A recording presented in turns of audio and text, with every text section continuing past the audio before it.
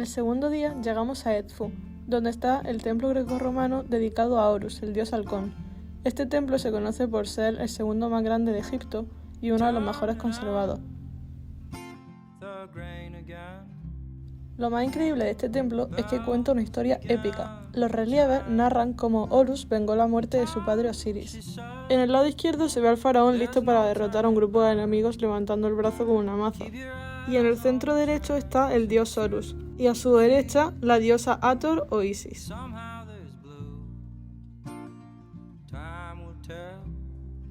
Al entrar al templo podíamos ver que en sus muros había muchísimos grabados.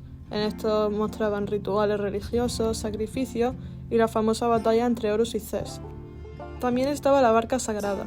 Esta se usaba en ceremonias religiosas y se utilizaba para hacer ofrendas al dios. Es increíble lo detallado que son los relieves, básicamente como un cómic de piedra que narra sus historias mitológicas. Pasamos por un montón de pasadizos, por escaleras muy pequeñas, caminos escondidos e incluso rodeamos alrededor del templo.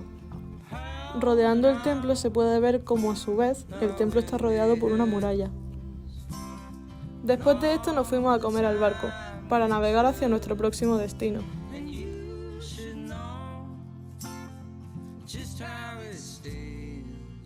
Nuestro siguiente destino fue Komombo. Allí vimos el templo de los cocodrilos y algo más. Este templo es distinto a los que habíamos visto anteriormente, ya que es como si dos dioses hubieran dicho, compartamos la casa pero que sea por mitad de iguales. Es decir, una parte está dedicada a Sobek, el dios cocodrilo, y la otra a Oreris. El templo está diseñado para ser perfectamente simétrico, 2 entradas, 2 santuarios, 2 de todo. Es como si Sobek y Oreris se hubieran repartido la casa, es decir, uno se queda con el lado izquierdo y el otro con el derecho.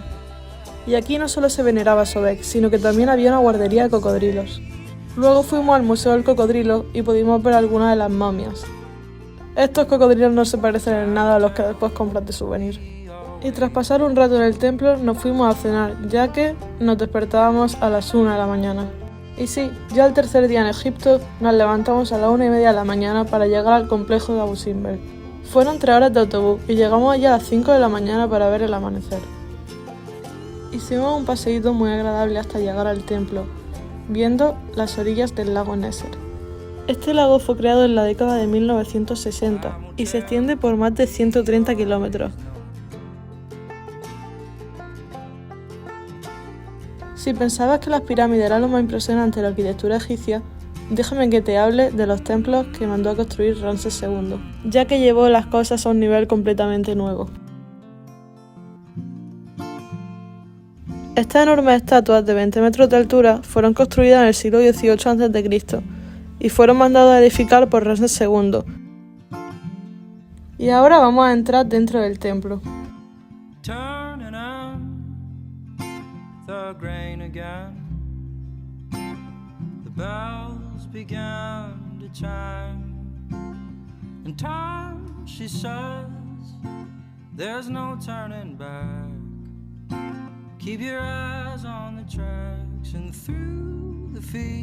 Después de visitar el templo de Ramsés II, visitamos el de Nefertari.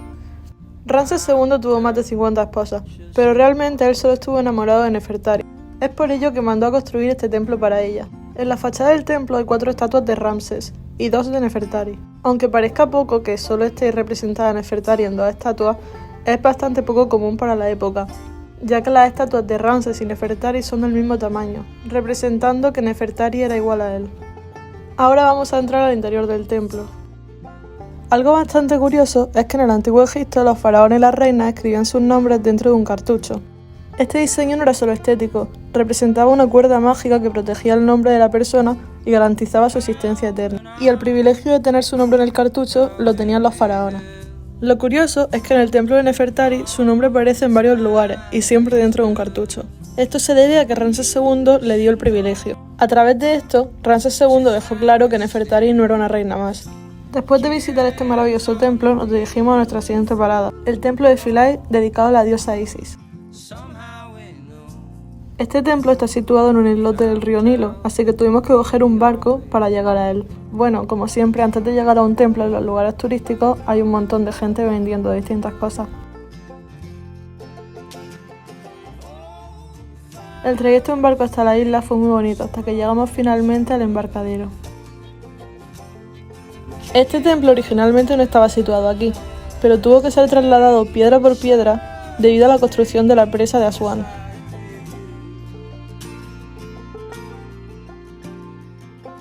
La verdad que el templo era muy bonito. En su forma me recordaba al que estuvimos el día anterior en Edfu. Si os fijáis, algunos de los relieves están picados. Eso se debe a que cuando otras religiones llegaron aquí, quisieron eliminar el rastro de los egipcios. Por ejemplo, a los dos lados de la entrada del templo, podemos observar dos cruces que pusieron los cristianos.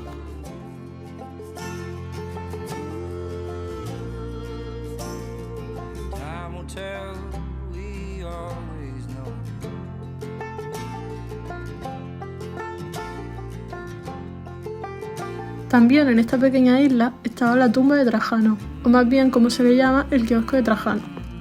Aunque se llama tumba de Trajano, Trajano no está enterrado ahí. Se construyó en su momento para que fuera su tumba, pero finalmente no llegó a serlo. Actualmente la localización de la tumba de Trajano sigue siendo un misterio. Pero lo que sí sabemos es que el kiosco de Trajano es muy bonito, y las vistas desde la isla no tienen mucho que envidiar. The grain again. The bells began to chime. Tras esta maravillosa estancia en la isla, cogimos el barco hacia nuestro próximo destino. La verdad que este día fue muy largo, por lo que no me dio la cabeza para grabar la comida. Pero bueno, lo interesante es que después de comer fuimos a hacer un paseo en faluca. ¿Y qué es una faluca? Una faluca es un tipo de embarcación tradicional de vela que se utiliza en el río Nilo. Y aquí nos dirigimos a tener un paseo muy bonito. El paseo estaba siendo muy bonito, pero de repente nos traspasaron de barca. Sí, como veis, en mitad del río nos cambiamos de barca. La barca se acercó con música en español, no nos lo esperábamos para nada.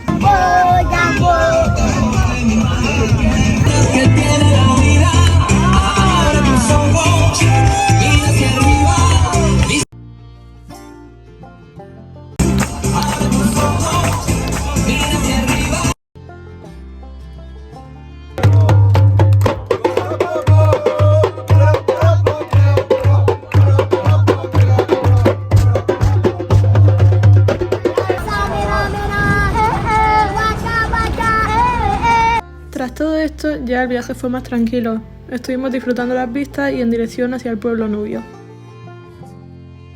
Mientras llegábamos al pueblo nubio nos sacaron algunas cosas por si queríamos comprar algo.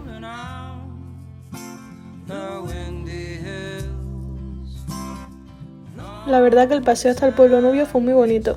Pasamos por un montón de paisajes muy distintos.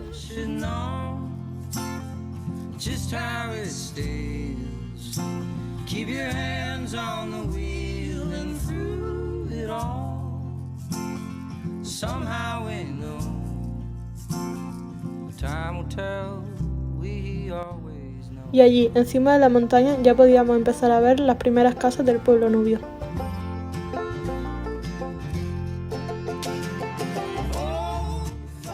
Y allá a lo lejos pude ver los primeros camellos que vi en todo el viaje.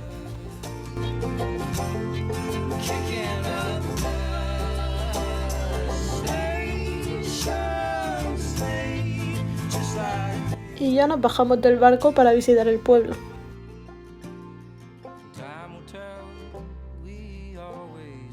Entramos por la calle más comercial, donde había un montón de tiendas con todo tipo de cosas.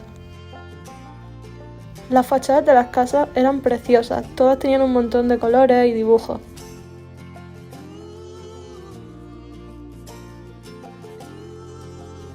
Y este era el local al que nos dirigíamos. Subimos las bonitas escaleras y al entrar nos hicieron sentarnos en estas mesas donde nos dieron a probar varios postres y tés. Bueno, en realidad también nos dijeron que podíamos probar la cachimba, pero la verdad que no soy muy fan. Tras esto abandonamos el local y nos fuimos a recorrer las calles del pueblo.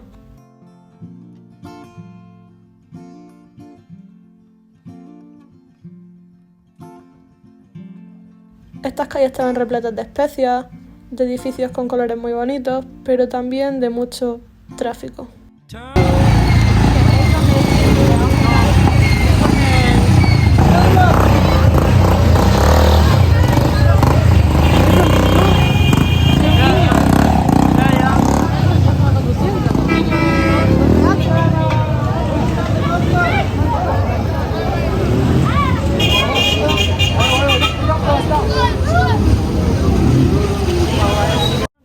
este clip habéis podido ver un poco lo que no se enseña en las redes, es decir, la parte no tan instagrameable, que es todas las fachadas y los colores de este pueblo, ya que es precioso, pero también tiene zonas muy ajetreadas, con mucho barullo, animales abandonados y niños conduciendo.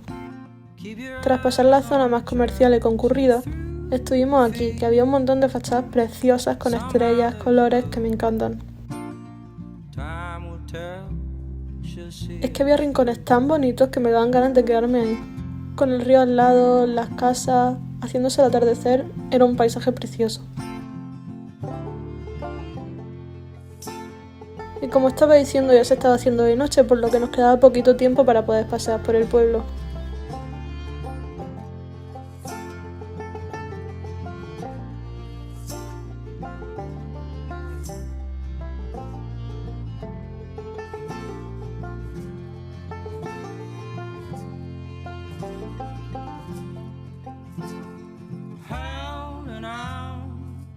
Volvimos al local en el que habíamos estado antes y nos hicieron un tatuaje de henna. Y después del tatuaje nos llevaron a un colegio para enseñarnos cómo eran las clases allí. Este era el patio del colegio y esta era el aula por dentro, a la que vino un profesor para enseñarnos el alfabeto y los números en árabe.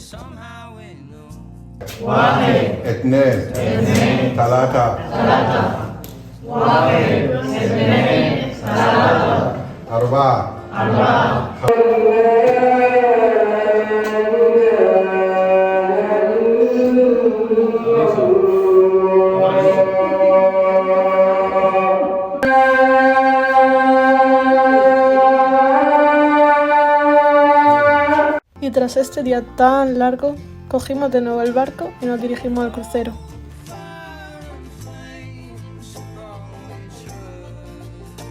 Y no lo he dicho, pero todo este día fue el 25 de diciembre, por lo que tras este día tan largo tuve que prepararme para la cena de Nochebuena. Lógicamente en Egipto no celebran la Nochebuena, pero como en el crucero éramos la mayoría españoles, nos prepararon un banquete con un montón de comida.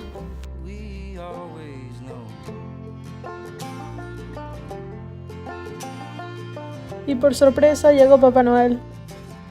Y esto fue todo por estos 2 días tan largos pero tan bonitos. Os dejo unas fotos por aquí.